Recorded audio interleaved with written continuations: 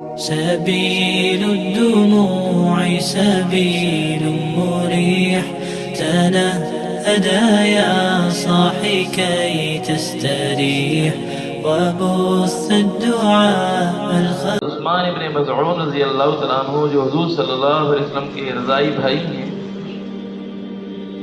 تو وہ فرماتے ہیں کہ میں جب اسلام لے کے آیا تھا شروع میں تو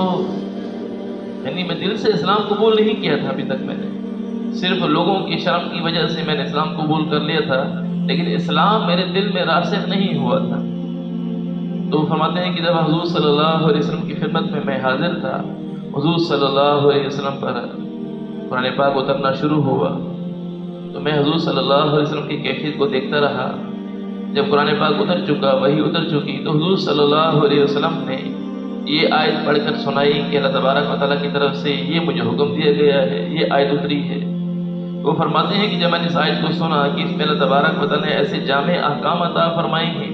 اور اتنے بہترین احکام عطا فرمائے ہیں، برائیوں سے منع فرمایا ہے، فلاں فلاں برائی سے منع فرمایا ہے، تو فرمایا کہ میرے دل میں اسلام گھر کر گیا اور میرے دل میں ایمان مضبوط ہو گیا کہ اتنا شاندار یہ مذہب ہے۔ اور اسی طرح بہت سے کفار بھی جب اس آیت کو سنتے تو وہ بھی اصل لیے بغیر نہیں رہتے تھے۔ حضور صلی اللہ علیہ وسلم کی خدمت میں قریش مکہ کی طرف سے ایک قاصد آیا تھا، تو اس نے جب حضور صلی اللہ علیہ وسلم کی مجلس میں اس آیت کو سنا، تو جب اس نے جا کر اپنی قوم کو بتایا کہ وہ نبی ہیں اور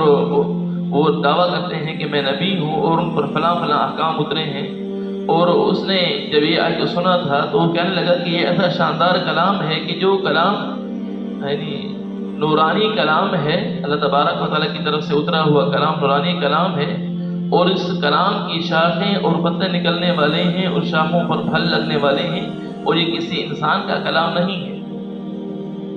تو یعنی اس کلام سے اصل لیے بغیر وہ بھی نہ رہ سکتا،